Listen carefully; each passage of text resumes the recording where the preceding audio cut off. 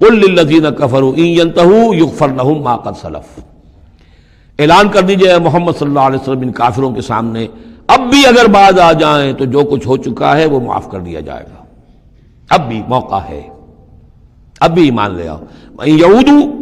اور اگر وہ اعادہ کریں گے، دوبارہ یہی کچھ کریں گے، فقط بدت سنت الاولین، تو پچھلوں کی بھی داستانیں گزر چکی ہیں، ان کی جو بھی کچھ ان پر ہوا ہے وہ سب کو معلوم ہے۔ اب ظاہر بات ہے کہ وہ مکی قرآن تو نازل ہو چکا تھا،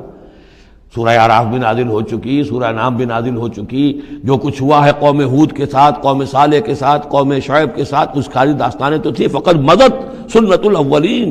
اگلوں کا جو طریقہ اور راستہ تھا وہ تو گزر چکا ہے، وہ سب کے سامنے آ چکا ہے۔ وَقَاتِلُوهُمْ حَتَّى لَا تَكُونَ فِتْنَةٌ وَيَكُونَ الدِّينُ كُلُّهُ لِلَّهِ، یہ سورہ بقرہ میں بھی آیت آئی تھی اور اب آئی ہے اضافی شان کے ساتھ، یعنی اے مسلمانوں اب تمہاری یہ دعوت و تحریک جو ہے یہ اس مرحلے میں داخل ہو گئی، آرمڈ کانفلکٹ۔ اب یہ 15 برس کے بعد حضور نے جب دعوت کا آغاز کیا ہے مکے میں، اس کے بعد سے 15 برس گزر چکے، اب وہ دعوت، تنظیم، تربیت، صبر محض کا دور ختم ہوا، پیسو ریزسٹنس کا دور ختم ہوا، اب ایکٹیو ریزسٹنس کی محمد نے صلی اللہ علیہ وسلم اقدام کیا، اور اقدام کے نتیجے میں آخری اور چھٹا مرحلہ آ گیا، یعنی آرمڈ کانفلکٹ۔ اب تلوار سے ٹکرا چکی، اب تمہاری تلواریں نیام میں نہیں جائیں گی جب تک کام مکمل نہ ہو جائے، اور کام کی تکمیل کیا ہے؟ فتنہ بالکل ختم ہو جائے۔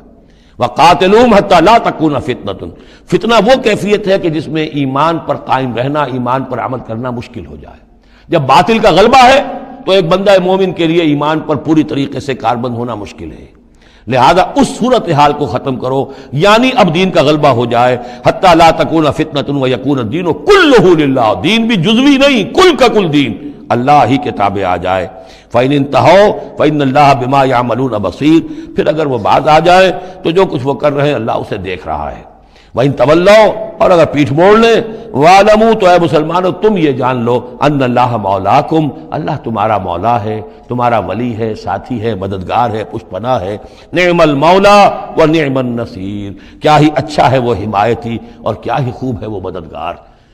وَاعْلَمُوا أَنَّمَا غَنِمْتُم مِّن شَيْءٍ فَأَنَّ لِلَّهِ خُمُسَهُ وَلِلرَّسُولِ وَلِذِي الْقُرْبَى وَالْيَتَامَى وَالْمَسَاكِينِ وَابْنِ السَّبِيلِ إِن كُنتُمْ آمَنتُم بِاللَّهِ وما انزلنا على عبدنا يوم الفرقان يوم التقى الجمعان والله على كل شيء قدير، صدق اللہ العظیم۔ اب یہاں وہ مال غنیمت کا حکم بیان ہو رہا ہے۔ وَاعْلَمُوا، جان لو، انما غنمتم من شيء، جو بھی غنیمت تمہیں حاصل ہوئی ہے، فَأَنَّ لِلَّهِ خُمُسَهُ، تو اس کا خمس، پانچواں حصہ تو اللہ کے لیے ہے، وَلِلرَّسُولِ، اور رسول کے لیے ہے، وَلِذِي الْقُرْبَى، اور رسول کے قرابت داروں کے لیے ہے۔ یہ بات سمجھ لیجئے یہاں اچھی طرح کہ در حقیقت حضور صلی اللہ علیہ وسلم کا جو معاش کا معاملہ تھا، جب تک آپ مکے میں تھے، حضرت خدیجہ الکبریٰ رضی اللہ تعالی عنہا کی دولت جو ہے اس سے آپ کا کام چل رہا تھا، جو بھی بچا کچا ان کا سرمایہ تھا۔ مدینے میں آ کر ظاہر بات ہے کہ اب آپ کے پاس اپنا کوئی ذریعہ معاش نہیں تھا، نہ آپ کوئی تجارت کرتے تھے، تو اب آپ کے اخراجات، اور پھر یہ کہ آپ کے بھی قرابت دار ہیں، آپ کی ازواج مطہرات ہیں، ان کے اخراجات کہاں سے آئیں گے؟ تو مال غنیمت میں سے خمس جو ہے وہ اس کام کے لیے رکھ لیا گیا، گویا وہ بیت المال کا حصہ ہوگا، اور بیت المال ہی کفالت کرے گا حضور کی بھی اور حضور کے قرابت داروں کی بھی۔ اس کے علاوہ اس بیت المال میں یتامى والمساکین وابن السبیل، اس میں حصہ ہوگا یتیموں کے لیے بھی اور مساکین اور محتاجوں کے لیے بھی اور مسافروں کے لیے بھی۔ یہ گویا کہ پانچواں حصہ مال غنیمت کا تو ہو گیا، سرکار سمجھ لیجیے سرکاری ہو گیا، لیکن اس سرکار میں سب سے بڑا خرچ جو ہے وہ در حقیقت محمد رسول اللہ صلی اللہ علیہ وسلم کے ذاتی، آپ کے اخراجات، آپ کے ازواج مطہرات کا نان نفقہ، آپ کے قرابت داروں کا ذوی القربیٰ، جس میں آپ کو بھی تو ظاہر بات ہے کہ کچھ نہ کچھ صلہ رحمی آپ فرماتے تھے، تو اس کے لیے، اور یہ کہ یتیموں اور مساکین کے لیے وابن السبیل۔ ان کنتم آمنتم باللہ، اگر تم ایمان رکھتے ہو اللہ پر، وما انزلنا علی عبدنا، اور اس شے پر جو ہم نے نازل کی اپنے بندے پر، یوم الفرقان، فیصلے کے دن، یعنی جو شے نازل کی وہ ہے غیبی امداد، نصرت غیبی، جو فرشتے آئے۔ ظاہر بات ہے کہ وہ ایک ان سین جو ہے غیب کا معاملہ ہے،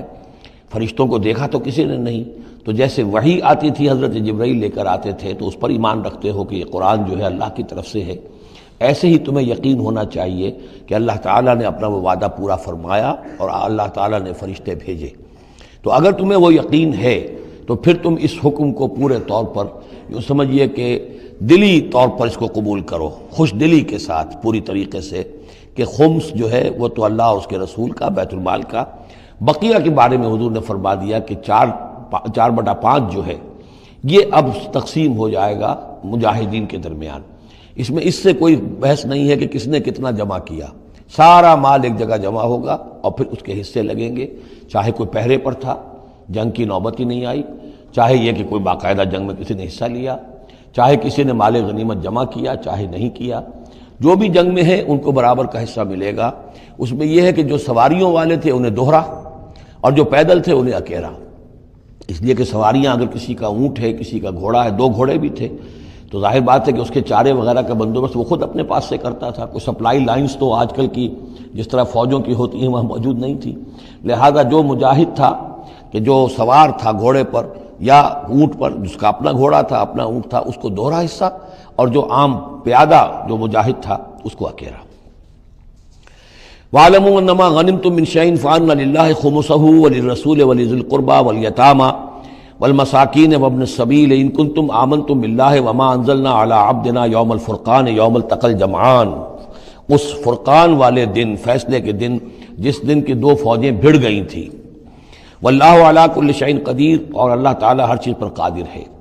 اذ انتم بالعدوۃ الدنیا وہم بالعدوۃ القصویٰ،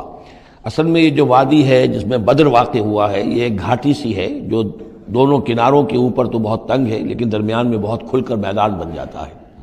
اس کا ایک سرا جو ہے وہ شمال کی طرف نکل جاتا ہے اور وہ جا رہا ہے شام کی طرف، ایک سرا جنوب کی طرف ہے اور وہ جاتا ہے مکے کی طرف،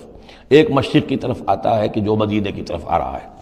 اور اکثر و بیشتر جو پہلے حاجی جاتے تھے وہ اسی راستے پر تھے، یہی راستہ تھا۔ اب تو جو نیا طریق الہجرہ بڑی اعلیٰ سڑک بن گئی ہے تو لوگوں کو ان مقامات سے گزرنے کا موقع نہیں ملتا، ورنہ بدر سے ہو کر ہی راستہ گزرتا تھا۔ تو ایسا ہوا ہے کہ اللہ تعالیٰ کی طرف سے ایسی اسکیم بن گئی، تدبیر ایسی ہو گئی کہ عین بر وقت پہنچے، وہ جو مدینے والا سرا تھا جو قریب تھا مدینے کے اس وادی کا، اس پر حضور پہنچے، اور عین اسی وقت جو دور والا سرا تھا، گھاٹی جہاں پہ ختم ہو رہی تھی جنوب کی طرف، وہاں وہ قریش بھی پہنچ گئے بر وقت۔ جب تم تھے ورلے کنارے پر اور وہ تھے پرلے کنارے پر، اذ انتم بالعدوۃ الدنیا، دنیا ادنا کا مؤنث ہے قریب تر، وہم بالعدوۃ القصویٰ، اور وہ تھے پرلے کنارے پر، والرکب اسفل منکم، اور وہ جو قافلہ تھا وہ تم سے نیچے تھا، نیچے ہو کر گزر گیا تھا، یعنی اس کے بعد پہاڑوں کی ایک رینج تھی اور اس کے بعد پھر تہامہ کا میدان تھا۔ تو ابو سفیان نے یہ کیا تھا کہ قافلے کو لے کر اس بدر کی گھاٹی میں داخل ہی نہیں ہوئے، ادھر سے تو وہ پیغام بھی بھیج دیا تاکہ فوج ادھر سے آئے، تاکہ مسلمانوں کی توجہ بھی ہو تو فوج کی طرف ہو جائے، اور اسی میں وہ داؤ لگا کر اپنے قافلے کو بچا کر نکال کر لے جائیں، اور وہ تہامہ میں ساحل کے ساتھ ساتھ ہو کر نکل بھی گئے۔ وَلَوْ تَوَاعَدتُّمْ لَاخْتَلَفْتُمْ فِي الْمِيعَادِ، اور اگر تم لوگوں نے آپس میں معاہدہ کیا ہوتا کہ فلاں وقت پر ہمیں پہنچنا ہے، ہو سکتا ہے کہ تم ایک ساتھ نہ پہنچ سکتے، اختلاف ہو جاتا، جیسے اپوائنٹمنٹ ہوتی ہے فلاں وقت پہ میں بھی پہنچوں گا آپ بھی پہنچ جائے تو کچھ نہ کچھ آگے پیچھے ہو جاتا ہے، تو اگر تم طے کر کے بھی آتے تو اتنا نہ ہوتا جتنا کہ ہم نے اپنی مشیت اپنی تدبیر سے کر دیا کہ عین وقت پر تمہیں وہاں پہنچا دیا۔ اس کی وجہ کیا تھی؟ ہم چاہتے تھے کہ یہ ٹکراؤ ہو جائے اور یہ بات واضح ہو جائے کہ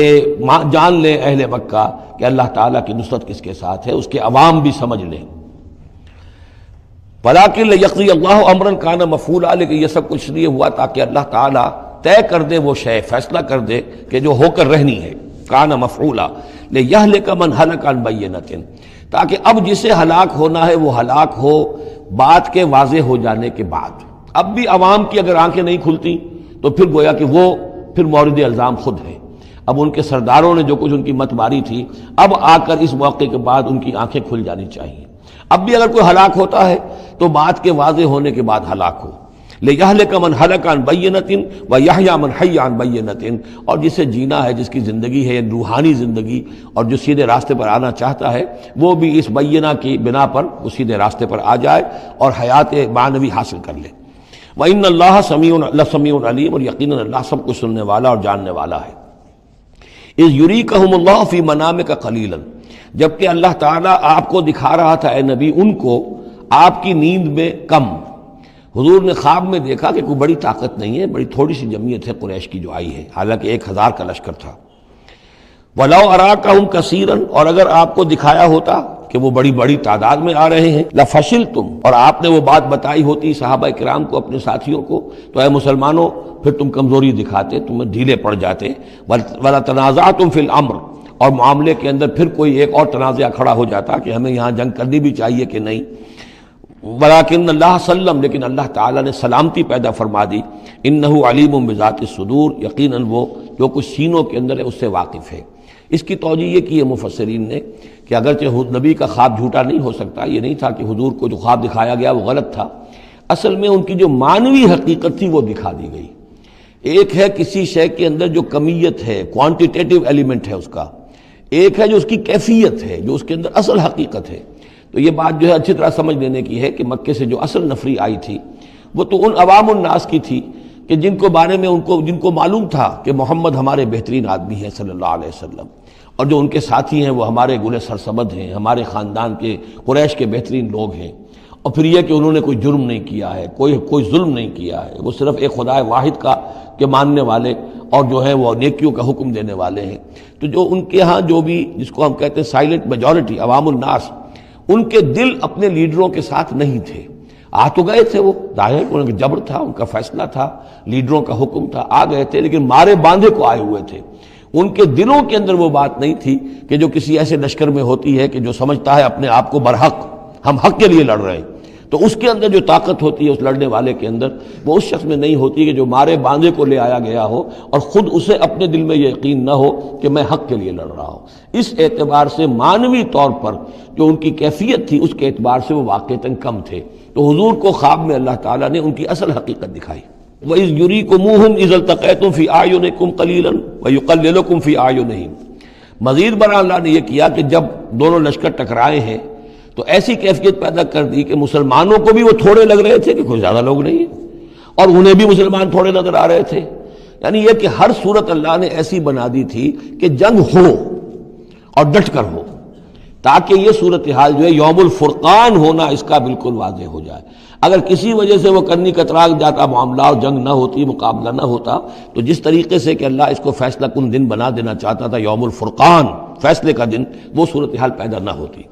لِيَقْضِيَ اللَّهُ أَمْرًا كَانَ مَفْعُولًا، تاکہ اللہ پورا کر دے اس معاملے کو کہ جو ہونے والا ہی تھا۔ وَإِلَى اللَّهِ تُرْجَعُ الْأُمُورُ، اور تمام معاملات بالآخر تو اللہ ہی کی طرف لوٹا دیے جائیں گے۔